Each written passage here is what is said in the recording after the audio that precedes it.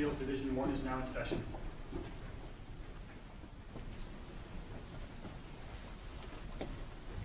Thank you. Please be seated.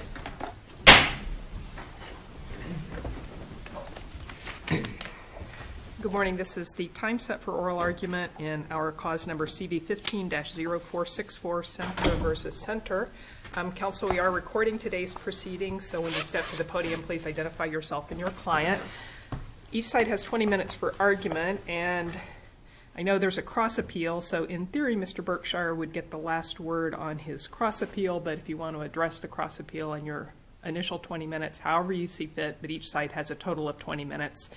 And please watch the clock and reserve any time for rebuttal that you might desire. We have read the briefs and we have conferenced the case prior to argument.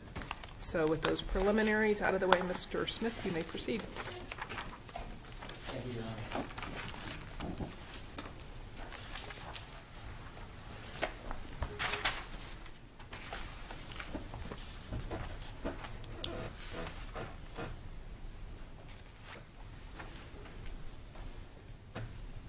Joshua Smith for the appellant and cross appellee Ken Center. Your Honor, our appeal raises one overarching primary cause for error, and that's that the trial court modified the spousal maintenance order without Mrs. Center proving that there's a substantial and continuous change of circumstance. Under ARS 25-327A, she has the burden of establishing that there is a substantial and continuous change of circumstance. The change of circumstance must occur after the spousal maintenance order was first into effect, according to the Cheney Court. The change of circumstance has to be compared to the circumstances that of the original divorce decree, and then you look at how it changed. Under the principles of res judicata, if a party fails to raise an issue during the original divorce proceedings, they're barred from raising that issue as a grounds for modification.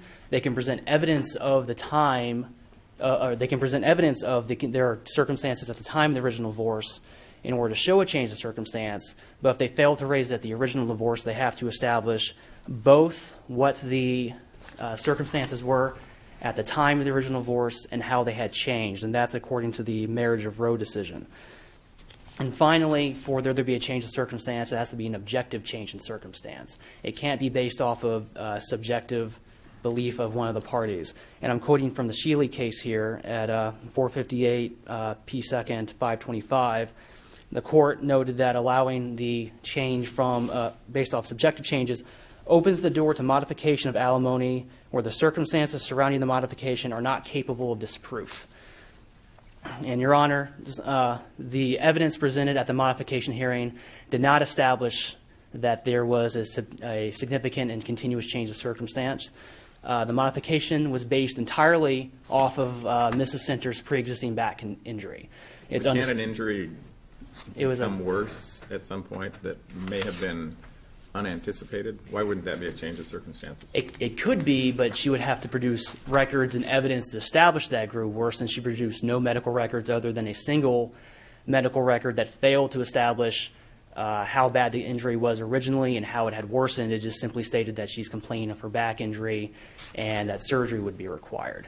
She didn't produce any evidence at the time at the modification proceeding of what her back injury was at the time of the original divorce, and she didn't produce any medical records establishing how her back injury had grew worse.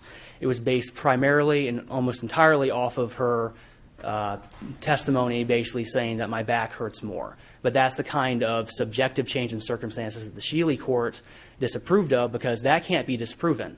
There's no medical records that we can point to that says that there's no basis for her, there's no justification or basis for her claim that her back is worse, or that could support her claim that her back hurts worse. If there was more thorough medical records or medical opinion testimony, then the worsening of her back condition could serve as a change of circumstance. But absent that, Mrs. Center failed to meet her burden of proof, and because she failed to raise it at the original divorce trial, she has to prove not only that her back grew worse, but she also had to prove that what her back condition was at the time of the original divorce trial. And the one medical record she produced did not establish what her back injury was at the time of the original divorce trial. So our contention is that Mrs. Center failed to produce sufficient evidence to meet her burden at the time of the original, at the modification proceeding. You're saying that, didn't wife testify that after the dissolution hearing, her doctors discovered her back was broken? Didn't she testify to that? My recollection of her testimony is that she testified that the doctors only correctly diagnosed her back injury after the original divorce, But she did testify that it was broken, right? Yes, but her testimony indicated that it was broken at the time of the original divorce, not that it subsequently became But broken. if she didn't know it and the doctors didn't know it, isn't that a change? I mean, she's suddenly facing a major change in her life because she's going to require surgery. Imagine if during the dissolution hearing she thought the doctors were saying, well, you sort of may have ruptured a disc or have a bulging disc and we can treat this with epidurals. And then after the divorce proceeding, the doctors take a closer look and say, your back is broken. We're going to need to do surgery. Don't you think that's a change in condition? Well, at the time of the original divorce, she was advised by doctors that surgery may be necessary. Might be required. As far as the doctors only taking a closer look and only then discovering that the back is broken, that I don't believe that would constitute a change in circumstance. Prudence would dictate that if you're having severe back pain or in a car accident where you're asserting a personal injury claim, as Mrs. Center did, that you would, have a thorough examination. Mm-hmm. And simply because she waited a few years after the divorce to, get the back checked out more thoroughly, that doesn't necessarily mean a change of circumstance. It's like the Sheely case, where the condition was the same and unchanged from the time of the original divorce to the modification proceeding. All that's happened is that either in the Sheely case, Mrs. Sheely was saying that the physical therapy that she was undergoing after the divorce was now helping, where at the time of the original divorce it wasn't. Here, Mrs. Center is saying, my back hurts more and now I've finally figured out it's broken. But if it was broken at the time of the original divorce, it's still the same condition. Simply because it hurts more doesn't necessarily make it a change of circumstances. Do we know, what does the record show? Was it broken at the time of the divorce? There are no records showing what the back condition was at the time of the divorce. There was no evidence presented at the original divorce. Right, but then in the dissolution hearing, she says, since then, the doctors have discovered my back is broken. No records were presented other than a single record, which indicates that it's an old injury from 2011. Mm-hmm. It doesn't indicate when it was broken. It doesn't indicate how it had changed. It doesn't indicate how it had grew worse. Not just a subjective change in pain. She's saying, even if she didn't produce the medical record, she's saying the doctors have now discovered my back is broken. And that's not just a subjective, oh, gee, I'm in more pain now, so it must have gotten worse. It is, she's recounting something that her doctors have told her. Again, there's no documentation to back that up, so she could take... Can I request additional documentation? Wasn't there time for discovery? Couldn't that have been something your client could have requested? It was never raised in any of her pleadings about her back injury. Her petition for modification merely alleged that she was unemployed. It did not allege that she was unemployed as a result of a broken back or because her back injury grew worse or anything related to that. But it was that issue early on, and there was weren't there several continuances?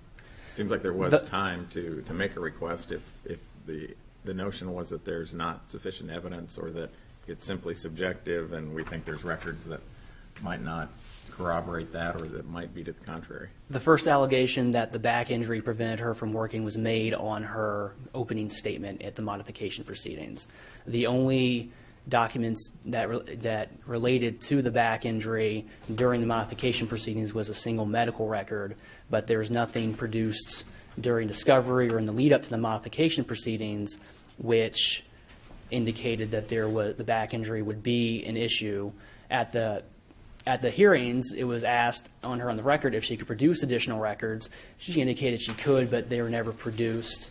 I can't say what was done to follow up, as I was Judge not. Catani's point, and as I recall the record, this evidentiary hearing spanned several days over a 6-month period. So if this issue arose in the opening statements on the first day, wasn't there at least an opportunity to pursue it during the expanded length of the evidentiary hearing?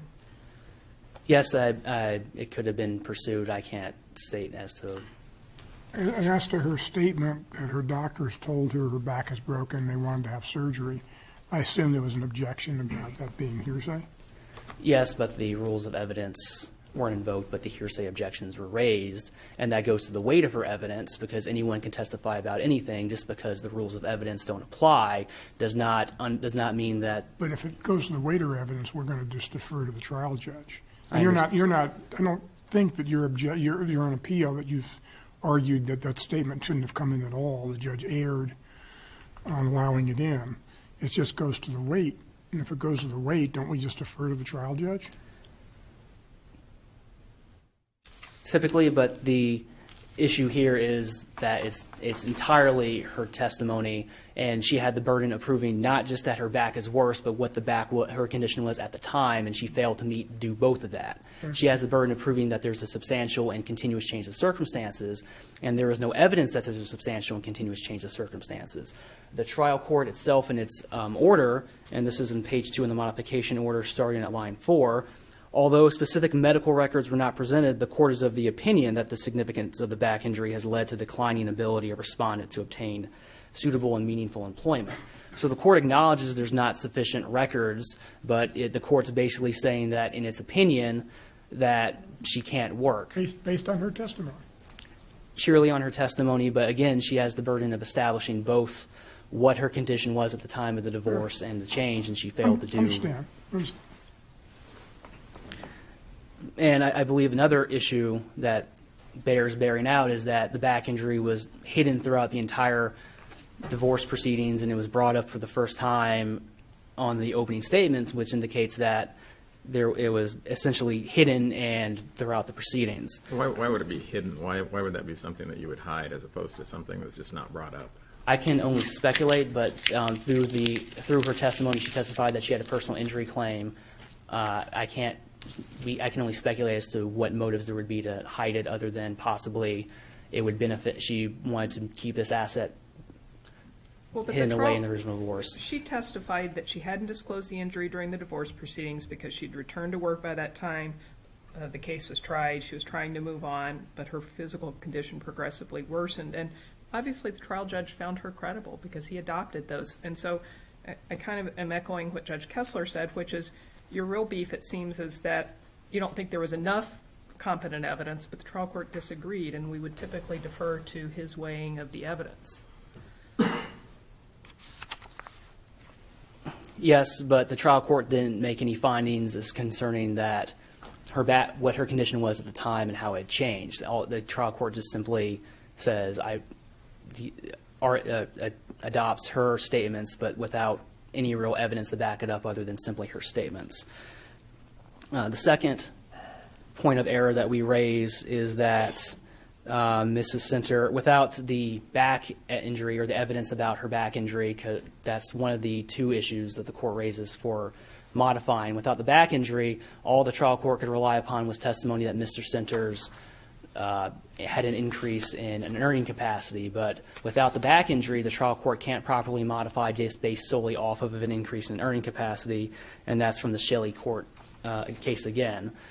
And in her response brief, Mrs. Center indicates that the trial court could have properly increased spousal maintenance as some sort of punitive measure because the trial court believed that Mr. Center failed to disclose 3 non-recurring one-time bonuses at the original divorce proceedings, and that the trial court could properly punish him for failing to do so. But there's no legal basis for the trial court to modify or increase spousal maintenance as a punitive measure.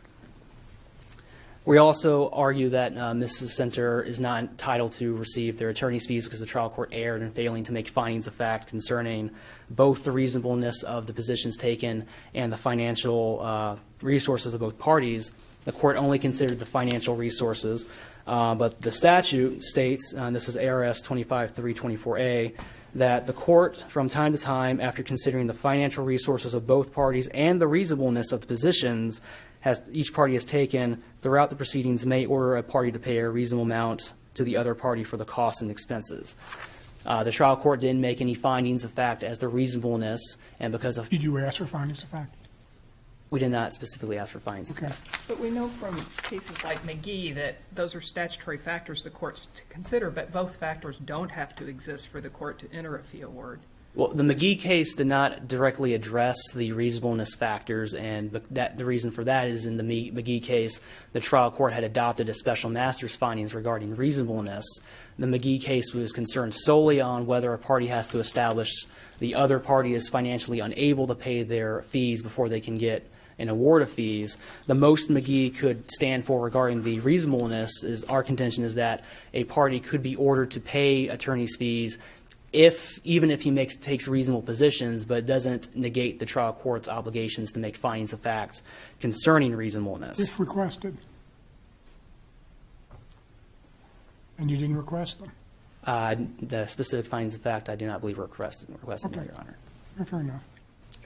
And then briefly, as to Mrs. Center's cross appeal, she's alleging that the trial court erred in failing to set the modified order as of March 1st, 2014.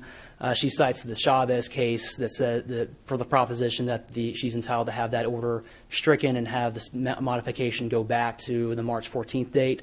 But the Chavez case simply remanded the modification proceedings back down to the trial court to make further findings. So my reading of the Chavez case, which again is cited only for not precedential value, but for Persuasive authority? yes, Your Honor. Thank you, Your Honor.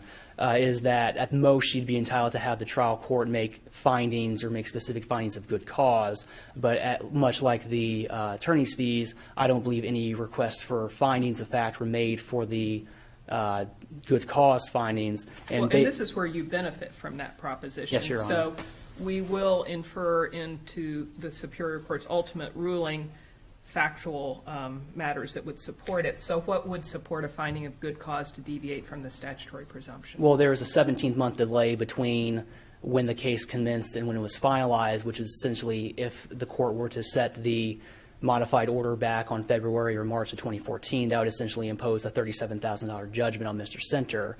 At the time, during the pending of the modification, Mrs. Center received several, tens of thousands of dollars from the sale of community assets. And there's also testimony that she's living with a roommate and other information. But the substantial delay, which would result in a substantial judgment, combined with Mr. Center's testimony concerning his income situation, I believe would justify a good cause in the court setting the order late. And there's never any allegations that Mr. Center was not paying the $1,000 a month already ordered. So we believe that would establish Make sure good I cause. understand something, though. The modification was $3,200 per month for 63 months. Is that right? Yes, Your Honor. Does it, from a financial standpoint, does it matter much when it starts? It's still going to be 63 months times $3,200 a month. Well, if it began on the March date 2014, Mr. Center would then be responsible for the $2,200 difference between March and when the order was issued, which would A lump sum, you mean? Yes, it'd essentially be a judgment of $37,000, give or take, for the difference between the two. Right, So but in any event, there's still an award of about the same amount. he would have to be paying. Yeah, he would still have to be paying, but I believe good cause exists for the later start date Yeah, okay. based off of the lump sum judgment that would have been imposed. Thank you, Your Honors. I'd like to reserve my remaining time if there's Thank you. rebuttal.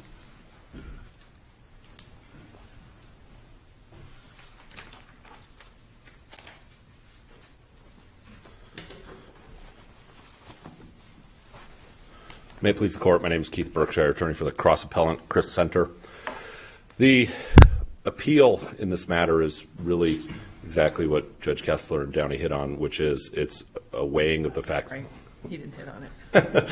A weighing of the facts that presented. I mean, the entirety of this case is simply that the court basically believed my client more than they believed ex-husband in this case. They believed her about her employability. They believed her about his income, her expenses, and so forth.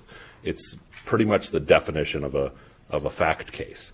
The issues they raise on her back it's an interesting argument. I mean, under their theory, if I get a paper cut 2 days prior to divorce and then a week after I get MRSA and my hand's cut off and I'm a surgeon, I can't claim that. people's injuries can get worse. We have this in cases all the time. We have diabetics that, turn out that they can't work. We have, the same thing. We have a surgeon that has a back problem that later can't stand up and can't perform surgery. Injuries can get worse. I mean, it would be the equivalent of a small brain tumor that doesn't affect you and later you're in a coma. I mean, these things can get worse. The court had evidence about her condition at the time of trial that satisfies the Roe case. The evidence was she's working and she's able to work, and she testified she wanted to work and able to, and that's included in the court's findings. So there's a specific finding already that her medical condition at that point did not preclude her ability to work. Later, based on her testimony and admittedly not a lot of medical records, which isn't uncommon in family court on these types of issues about disabilities, that the court found that based on her testimony, she wasn't able to work at that time because of her back problems. The court believed her when she testified about that her doctors didn't find it until 2014 that her back was broken. So was it potentially an issue at the time? Yes, but even if the technical issue, the broken back, existed in 2011, it still got worse, and that's still enough to prove a change under Arizona law. The case they cite for Sheely couldn't be more in opposite here. There's a specific quote in the parties' property settlement agreement in Sheely, and I'm going to quote from it. It says, "The husband recognized the wife is presently suffering with multiple sclerosis, and although at the present time there are no extraordinary expenses, there's a likelihood at some future time her illness may cause there to be incurred doctor, hospital, nursing, and other expenses." They specifically, in the property settlement agreement, projected that she was going to potentially get worse and have more costs. So this isn't in Sheely, there wasn't some unknown at the time of the divorce decree. It says, we're going to have more costs. You're going to get worse. That's not here. The decree here says she can work. And the court made specific findings about her ability to work, being able-bodied, and so forth. That's the change, frankly. I mean, it's not uncommon to have these changes just due to age where parties can't work. Or, when we have a pro athlete or some of these people we've represented that, get an injury that gets worse, that can't play anymore. It's not an uncommon factor. And I assume you agree it makes more sense to not do something speculative, to wait and actually see if a condition has worsened, and if the condition has worsened, it's a change. If not, we would be guessing ahead of time. Well, and absolutely. I mean, there's plenty of Arizona cases like Breivik and these other cases that talk about that awards of spousal maintenance and child support related to income have to be based on present circumstances. So at that time, the judge did what was correct based on the evidence they had. She testifies she's going to continue working. She testifies she still is working. So at the decree, they found she's able to work. And the change was then down the road when she actually had a harm from the injury. And obviously a party can testify about their medical conditions. I mean, there's certain ailments that basically they're the best witness. I mean, there's all kinds of disorders from arthritis and fibromyalgia and all these other Lyme disease and these other things where most of it is just symptomatic that there's no real tests for. So she was obviously able to present. It's different than that because she testified that her doctors said the back was broken. Well, and that's what I'm saying. She additionally had the additional evidence that a diagnosis post-decree of a broken back. But even without that, she can testify about her physical pain and ability to sit and stand at work. But, I mean, obviously we think that a big linchpin is the fact that her testimony, uncontroverted, was that the diagnosis came after the divorce, that she had a broken back. And that was obviously pretty serious. So one of the questions that Judge Downey asked, I think, is a very right on point here about the time frame of this case. I mean, this case took from October. It was Judge Catani first, and then Judge Downey did that. But I said it more articulately, so it's more memorable. I remember it. Yeah. But it was the time frame of this. If she brought it up, if their complaint is she brought it up in October, the final day of trial was April. They could have easily, they had 6 months, they could have issued every discovery request they wanted on this, produce all your medical records, do this. They didn't do any of that. She went to trial with risk of not having it. They assume, maybe, I'm speculating, but maybe they assumed that it was your burden, and her testimony alone is not going to be enough. Why should we do the discovery? And that's a risk you take. and that's a risk that both lawyers took on that, because if the court would have denied it and said you didn't present medical records, they could have. And that's the weight that the trial court has the discretion to give. And here, essentially, both lawyers potentially took the risk on that. Would I have done medical records and had an IME done? Probably. But this court didn't think that was necessary. And there was actually an objection in the record about the testimony about this doctor, the diagnosis. There was an objection made and went through the hearsay and the Rule 2B information. And the court specifically said in ruling on that objection that you're right, this is going to go to the weight that I give your testimony about your diagnosis. So the court not only didn't just blindly accept her testimony, what a doctor said, they said, I'm going to give it the weight that I think it deserves. And throughout the testimony here, over and over and over in the record is when she's testifying about her medical issues without records. The court said, and they object to them repeatedly. The court says, I'm going to give this the weight that it deserves. So in that regard, we think that the court had that type of discretion to do that. You addressed the cross appeal. What's your best argument for why? Well, It should have started sooner. The best argument for why it starts sooner is that I believe it's a presumption. And obviously, this is where we get hurt from the fact that there weren't findings in the record. However, the findings that are in the record, the court is required to do a spousal maintenance analysis. They're required to apply 319B. So there's no difference in the 319B findings that would have existed in June of 2015 or January of 2014. The same analysis. My client had the same income. Her injury was the same. Husband's income was the same. His expenses are the same. So if there was something during that case that was different financially about the parties from the January 2014 to June 2015, then there could be a difference. But applying the exact same findings about her income, her disability, everything else, it's the exact same findings on both dates. So if we have the exact same factual findings on both dates about incomes and disabilities and so forth, then you can't have two different resolutions, because if the findings are the same, you have to have the same legal conclusion there. But this is an award. The bulk of the award is the additional 60 months, and it's a discrete period. And the court wasn't. There's no statutory amount the court was obligated to pay. Obligated to order. It's a discretionary call. The court apparently comes up with a number. Whether it starts a little bit earlier, it's still just a period of 60 months. Whether it starts earlier, which results in a lump sum payment as opposed to just starting, and if it's maintenance from here on out, the maintenance, it goes 60 months either way. Why is that an abuse of discretion? I think that, again, the court found that an end date, which is at the end of this period. We don't think that end date should be changed. We think that the start date should be changed, because it's just a question of interest on money it's paid earlier at the end of the 60-month period. And I guess the same. I understand the question here, but again, our position is that what the court found is the end date of spousal maintenance, or the presumed end date, because it's obviously still modifiable, is we aren't arguing.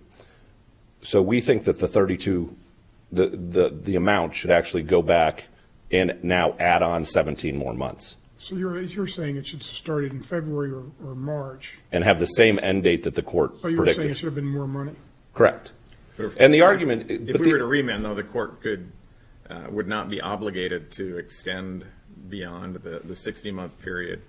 And it could reduce the amount. It could come up with the same number, starting the payments earlier. I assume if it's an abuse of discretion standard, and if the court just decided this is the additional amount that should be paid. Yeah, and I understand the court didn't make a finding about why the ordered end date makes sense, that she's going to hit a Social Security age or something else, that they picked the end date for some actual purpose versus here's the additional award. So if the end date was, she hits 65 and she gets Social Security, then that would be different. But our position is that the court-ordered end date is correct. It's just that the amount should start earlier. And the basis of this, again, is the court found her need This need didn't, this spousal maintenance is meant to meet her needs, and that's what the court finds in the order. The court didn't say that her need from January of 2014 till June of 2015 was different than it is after June of 2015. They said this is her need, and the same exact factors apply. Then really attacking the judge's determination that 60 or 63 months is enough? And you're actually saying it should have been 63, or I guess it was 63 months, but plus 17? I think it's kind of splitting hairs. This isn't something new that started. There was a spousal maintenance award in place. Right. We're basically we're attacking the first part of the award, which was the $1,000 shall stay in place until June 1. Right. Not the second part of the award. We're saying that the $1,000 that shall stay in place till June 1 should have been, it should have been $3,200 until June 1. It's $2,200 times 17 months. Correct. So what you're really saying is that the judge was wrong. The judge should have given your client more money. Correct. We believe that the factual findings where the judge found the need that my client had, that was $3,200, is no different on June 1, 2015 than it was on January 31st, 2014. But I think that the cause analysis could be slightly different, and that the judge was not compelled to make it retroactive. And as you noted, the absence of requests for findings will cause us to affirm if we can infer anything from the record that would have established good cause. And don't you think an argument could be made that, I'm not trying to cast blame, certainly on your client, but this wasn't some wrongdoing by the ex-husband that caused this situation to come to court. And the court in equity could have decided, you know what, it's not fair to saddle him with all of this back spousal maintenance that he's not responsible for creating. It's not as if he's not been paying all along, and so this is a fair and equitable resolution. Theoretically, anything, the court could come up with anything there. But the same argument could go the other way, so instead you're saddling her with debt and food stamps during the period. It could go the other way. So if it's an abuse of discretion standard in looking at this, I'm having a hard time seeing how you prevail on the cross appeal. So if it's an abuse of discretion standard, they still is the presumption that we're right. So the court we have to get to a point at least that this court finds that you can presume a rebuttal of that presumption. Can't we presume that the court could have awarded more prospectively than the court might have awarded had it done if it's just considered this is the additional amount that I think should be awarded. And it does make a big difference when, for planning purposes, certainly to impose something essentially retroactively, it seems as a matter of equity, it makes sense to say from here going forward, you can now anticipate that this is the amount that you're going to have to pay, as opposed to in the past where spending decisions may have been made differently. And that could be. That draws a couple other legal issues into the fact of if the $3,200 was meant to account for some sort of arrearage, then there's the issue of that if husband died 3 days later, that my client wouldn't have the right to go after his estate for arrears. So to some extent that would be defeating a property right or a support right she had retroactively that could have been reduced to an arrears, and she could have gone and collected from it, because if he would die, then she couldn't get it anyway. Or that it's modifiable. If they're accounting for those arrears, I think that's a legal error to do it prospectively, because the right could go away. He could get hit by a bus the next day and modify it, and she had no right to those arrears when he was making unquestionably over $200,000 a year. At this point, if we were to send it back, there's nothing that would keep the court from reducing the amount going forward and coming up with the same number, presumably. If you sent it back that's with something that stated we're basically unsure, there's nothing in the record to show why the modification wasn't earlier, because the same factual findings existed on both dates, the court could obviously make findings, make additional findings, do what they wanted on that record, clearly. But that is our issue, is that there is nothing in the record that supports any difference between those two date periods. And again, if she had lost her job, or if you get to the last day of trial and she lost her short-term disability as of May of 2015, there's some sense in the record of, okay, well, during this interim period, she had some additional income.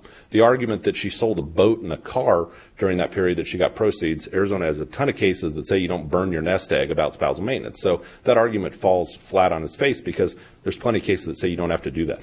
Again, if she had an annuity payment or some other job or something else during that period, there's some evidence of a different factual situation, then I could understand that. But that's not the case here. There was no difference between the two periods.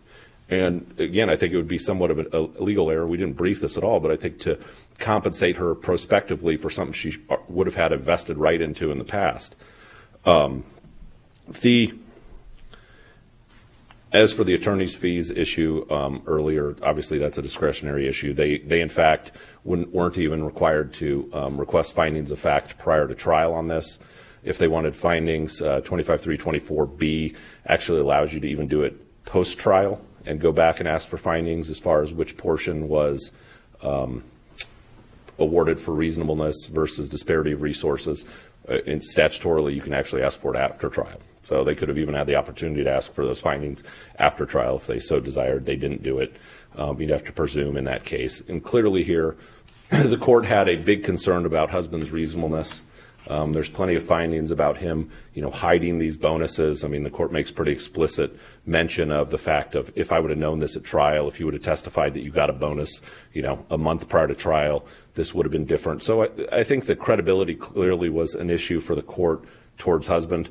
And that could easily, there's enough specific written findings to support a conclusion that of unreasonableness on husband's behalf as far as his income that would support a finding of attorney's fees beyond the fact that he testified in the trial, the second day of trial in December, that his estimated income for 2014 was going to be about $203,000 versus her $12,000.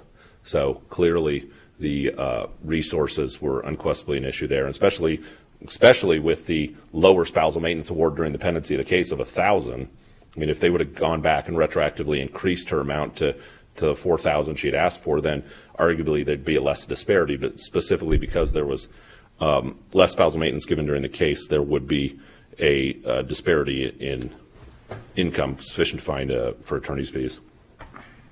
That's all I have. Thank you. Rebuttal, Mr. Smith? Briefly, just because I only have 2.5 minutes left.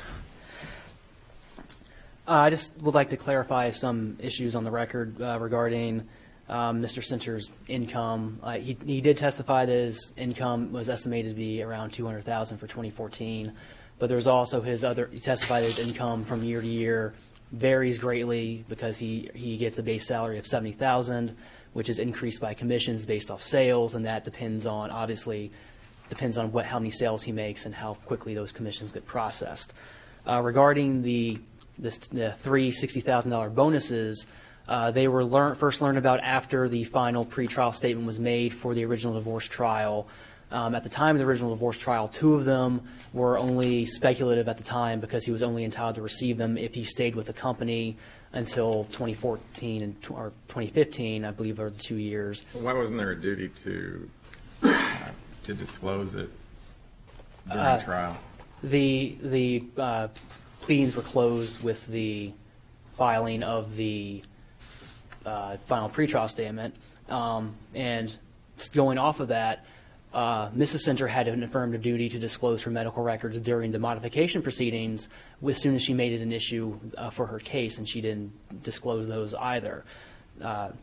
So there's also a mention about disability payments, and Mrs. Center testified that she never applied for disability either through the state of California or Social Security, and that she testified that she also represented to unemployment agencies that she was ready, willing, and able to work. So when it comes to credibility, there's issues there that indicate Mrs. Center lacked credibility combined with... But you want us to substitute our determination on her credibility for that of the trial court? No, Your Honor, but I believe it goes to show that the trial court comes down very harshly on my client because the trial court perceived that my client hid the bonuses, but Ms. Center also hid her personal injury claim. Her testimony that, she was back to work So I didn't bring it up at the divorce. Well, if she had brought up the original divorce, the trial court could have, taken that into consideration, which I believe is the real distinction between this case and Shealy, is in Shealy, everyone knew about Mrs. Shealy's physical condition. In this case, no one knew about Mrs. Center's physical condition until it was raised for the first time in modification. So she couldn't have brought it up during the trial. She could have brought up in the original divorce because the car accident occurred several months before the original divorce. But she didn't think it was anything major because she was working. She wasn't, right? She wasn't applying for disability at the time? Well, she wasn't applying for disability at the time, and she didn't apply for disability after she lost her job. Throughout the time, she was saying she couldn't work because of the injury. And I believe I'm out of time now, Your Honors. Okay. Thank you. Thank you. Thank you both for your presentations. We will take this matter under advisement and issue a ruling in due course. At this time, we will stand in recess pending our next hearing. Thank you.